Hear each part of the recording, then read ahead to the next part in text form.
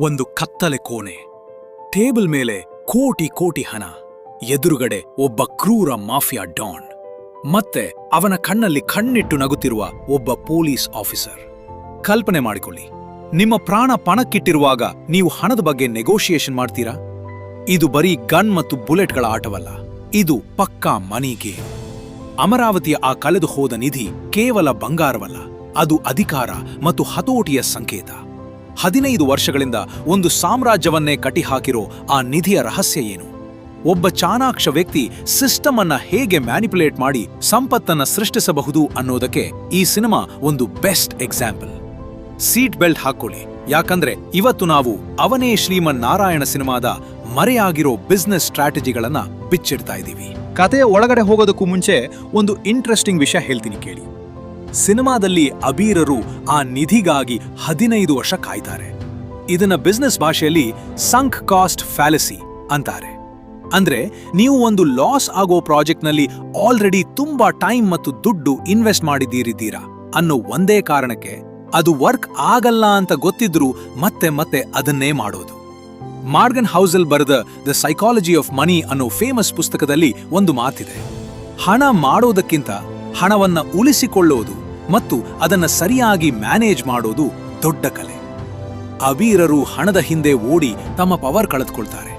ಈ ಬುಕ್ನಲ್ಲಿ ಲೇಖಕರು ಹೇಳೋ ಹಾಗೆ ಸಂಪತ್ತು ಅಂದ್ರೆ ನೀವು ಕಣ್ಣಿಗೆ ಕಾಣೋ ಹಾಗೆ ಖರ್ಚು ಮಾಡೋ ಕಾರ್ ಅಥವಾ ಬಂಗಾರವಲ್ಲ, ಬದಲಾಗಿ ನಿಮ್ಮ ಹತ್ತಿರ ಇರೋ ಆಪ್ಷನ್ಗಳು.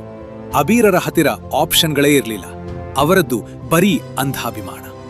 ಇದನ್ನ ರಿಯಲ್ ಲೈಫ್ನಲ್ಲಿ ಅಪ್ಲೈ ಮಾಡೋದಾದ್ರೆ, ಯಾವುದಾದ್ರೂ ಬಿಸ್ನೆಸ್ ಅಥವಾ ಸ್ಟಾಕ್ ಲಾಸ್ ಕೊಡ್ತಾ ಇದ್ರೆ ಇಮೋಷನಲ್ ಆಗಿ ಅಂಟಿಕೊಳ್ಳದೆ ಎಕ್ಸಿಟ್ ಆಗೋದೇ ಬುದ್ಧಿವಂತಿಕೆ.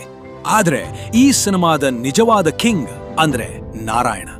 ಅವನು ಅಮರಾವತಿಗೆ ಬಂದ ತಕ್ಷಣ ಮಾಡೋ ಮೊದಲ ಕೆಲಸವೇ ಇನ್ಫಾರ್ಮೇಶನ್ ಅಸಿಮೆಟ್ರಿ ಕ್ರಿಯೇಟ್ ಮಾಡೋದು. ಅಂದ್ರೆ ಎದುರಾಳಿಗೆ ಗೊತ್ತಿಲ್ಲದ ವಿಷಯ ನಮಗೆ ಗೊತ್ತಿರೋದು, ಅಥವಾ ಅವರಿಗೆ ತಪ್ಪು ಮಾಹಿತಿ ಕೊಡೋದು. ನಾರಾಯಣ ತಾನು ಕೇವಲ ದುಡ್ಡಿನ ಆಸೆ ಇರೋ ಭ್ರಷ್ಟ ಆಫೀಸರ್ ಅಂತ ಬಿಂಬಿಸ್ಕೊಳ್ತಾನೆ. ಇಲ್ಲಿ ನಮಗೆ ನೆನಪಾಗೋದು ಕ್ರಿಸ್ ವಾಸ್ ಬರೆದ ನೆವರ್ ಸ್ಪ್ಲಿಟ್ ದ ಡಿಫರೆನ್ಸ್ ಅನ್ನೋ ಬುಕ್. ಇವರು ಒಬ್ಬ FBI ನೆಗೋಷಿಯೇಟರ್. ಇವರು ಈ ಬುಕ್ನಲ್ಲಿ ಟ್ಯಾಕ್ಟಿಕಲ್ ಎಂಪಥಿ ಬಗ್ಗೆ ಹೇಳ್ತಾರೆ. ಅಂದ್ರೆ ಎದುರಾಳಿಯ ಎಮೋಷನ್ಸ್ ಮತ್ತು ಅವಶ್ಯಕತೆಗಳನ್ನ ಅರ್ಥ ಮಾಡಿಕೊಂಡು ಅವರನ್ನ ಕಂಟ್ರೋಲ್ ಮಾಡೋದು. ನಾರಾಯಣ ಇದನ್ನೇ ಮಾಡ್ತಾನೆ. ಅವನು ಜಯರಾಮನ ಭಯ ಮತ್ತು ಆಸೆಯನ್ನ ಯೂಸ್ ಮಾಡಿಕೊಂಡು ತನಗೆ ಬೇಕಾದ ಹಾಗೆ ಡ್ಯಾನ್ಸ್ ಮಾಡಿಸ್ತಾನೆ. ಲೀಗಲ್ ಆಗಿ ಇದನ್ನ ನೀವು ಬಿಸ್ನೆಸ್ ಡೀಲ್ಸ್ ಮಾಡುವಾಗ ಬಳಸಬಹುದು. ಎದುರಾಳಿ ಪಾರ್ಟಿಗೆ ಏನು ಬೇಕು ಅನ್ನೋದನ್ನ ಸರಿಯಾಗಿ ಲಿಸನ್ ಮಾಡಿ. ನಿಮ್ಮ ಶಕ್ತಿಯನ್ನ ಲಾಸ್ಟ್ ವರೆಗೂ ರಿವೀಲ್ ಮಾಡಬೇಡಿ. ಇನ್ನು ಜಯರಾಮ ಮತ್ತು ತುಕಾರಾಮನ ನಡುವಿನ ಪವರ್ ಸ್ಟ್ರಗಲ್ ನೋಡಿದ್ರೆ ನಿಮಗೆ ಪೀಟರ್ ಥೀಲ್ ಬರೆದ 0 to 1 ಪುಸ್ತಕ ನೆನಪಾಗುತ್ತೆ. ಈ ಬುಕ್ನಲ್ಲಿ ಪೀಟರ್ ಹೇಳ್ತಾರೆ, ಕಾಂಪಿಟೇಷನ್ ಈಸ್ ಫಾರ್ ಲೂಸರ್ಸ್. ಅಂದ್ರೆ ನೀವು ಕೇವಲ ಕಾಂಪಿಟೇಷನ್ ಮಾಡ್ತಾ ಕೂತ್ರೆ ಪ್ರಾಫಿಟ್ ಮಾಡಕ್ಕೆ ಆಗಲ್ಲ, ನೀವು ಮೋನೋಪಲಿ ಕ್ರಿಯೇಟ್ ಮಾಡಬೇಕು. ಜಯರಾಮ ತನ್ನ ಊರಿನಲ್ಲಿ ಮೋನೋಪಲಿ ಸೃಷ್ಟಿಸಲು ಪ್ರಯತ್ನಿಸ್ತಾನೆ, ಆದ್ರೆ ಅವನು ಬಳಸೋದು ಹಳೆಯ ಕಾಲದ ದರ್ಪ. ಅದೇ ತುಕಾರಾಮ್ ಸ್ಮಾರ್ಟ್ ಆಗಿ ಪೊಲಿಟಿಕಲ್ ಪವರ್ ಯೂಸ್ ಮಾಡ್ತಾನೆ. ಇದು ಇವತ್ತಿನ ಕಾರ್ಪೊರೇಟ್ ಜಗತ್ತಿನ ಕನ್ನಡಿ. ಕೇವಲ ಪ್ರಾಡಕ್ಟ್ ಚೆನ್ನಾಗಿದ್ರೆ ಸಾಲದು, ನಿಮ್ಮ ಸುತ್ತ ಒಂದು ಮೋಟ್ ಅಂದ್ರೆ ಕೋಟೆಯನ್ನ ಕಟ್ಕೊಳ್ಬೇಕು. ಲೀಗಲ್ ಆಗಿ ಇದನ್ನ IPR ಅಥವಾ ಪೇಟೆಂಟ್ಗಳ ಮೂಲಕ ಮಾಡಬಹುದು. ನಿಮ್ಮ ಬಿಸ್ನೆಸ್ ಐಡಿಯಾವನ್ನ ಬೇರೆಯವರು ಕಾಪಿ ಮಾಡದಂತೆ ಲೀಗಲ್ ಪ್ರೊಟೆಕ್ಷನ್ ತಗೊಳ್ಳೋದು ಇವತ್ತಿನ ಕಾಲದಲ್ಲಿ ಹೈ ಲೆವೆಲ್ ಬಿಸ್ನೆಸ್ ಮೂವ್. ಸಿನಿಮಾದ ಕೊನೆಯಲ್ಲಿ ಆ ನಿಧಿ ಸಿಗುತ್ತೋ ಇಲ್ವೋ ಅನ್ನೋದಕ್ಕಿಂತ ಆ ನಿಧಿಯನ್ನ ನಾರಾಯಣ ಹೇಗೆ ಹ್ಯಾಂಡಲ್ ಮಾಡ್ತಾನೆ ಅನ್ನೋದು ಮುಖ್ಯ.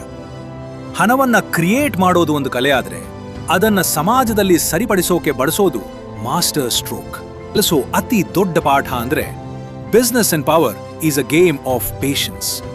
ಯಾರು ಕೊನೆಯವರೆಗೂ ತಾಳ್ಮೆಯಿಂದ ಇರ್ತಾರೋ ಅವರು ಮಾತ್ರ ಗೆಲ್ತಾರೆ. ಲೀಗಲ್ ಆಗಿ ವೆಲ್ತ್ ಕ್ರಿಯೇಷನ್ ಮಾಡಬೇಕು ಅಂದ್ರೆ ನೀವು ಕಾಂಪೌಂಡಿಂಗ್ ಮೇಲೆ ಫೋಕಸ್ ಮಾಡಬೇಕು. ನಾರಾಯಣ ಅಮರಾವತಿಯಲ್ಲಿ ಮಾಡಿದ್ದು ಕೂಡ ಅದನ್ನೇ, ವರ್ಷಗಳ ಕಾಲದ ಪ್ಲಾನಿಂಗ್ ಮತ್ತು ಎಕ್ಸಿಕ್ಯೂಷನ್. ನಿಮ್ಗೆ ಗೊತ್ತಾ, ಈ ಸಿನಿಮಾದಲ್ಲಿ ಬರೋ ನಿಧಿಯ ನಕ್ಷೆಗಿಂತಲೂ ಪವರ್ಫುಲ್ ಆದ ಒಂದು ಫೈನಾನ್ಷಿಯಲ್ ಮ್ಯಾಪ್ ನಿಮ್ಮ ಕೈಯಲ್ಲೇ ಇದೆ. ಆದ್ರೆ ಆ ಮ್ಯಾಪ್ ಓದೋಕೆ ಒಂದು ಸೀಕ್ರೆಟ್ ಕೋಡ್ ಬೇಕು. ಆ ಕೋಡ್ ಏನು ಅನ್ನೋದನ್ನ ನಾವು ಮುಂದಿನ ವಿಡಿಯೋದಲ್ಲಿ ಡಿಕೋಡ್ ಮಾಡೋಣ. ಈ ಸ್ಟ್ರಾಟಜಿಗಳು ನಿಮಗೆ ಇಷ್ಟ ಆಗಿದ್ರೆ ನಿಮ್ಮ ಬಿಸ್ನೆಸ್ ಮೈಂಡ್ ಸೆಟ್ ಹೇಗಿದೆ ಅಂತ ಒಮ್ಮೆ ಯೋಚಿಸಿ.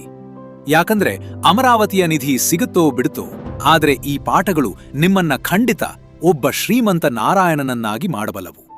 ಮುಂದಿನ ಎಪಿಸೋಡ್ನಲ್ಲಿ ಸಿಗೋಣ. ಅಲ್ಲಿಯವರೆಗೂ ಸ್ಟೇ ಸ್ಮಾರ್ಟ್, ಸ್ಟೇ ಪವರ್ಫುಲ್.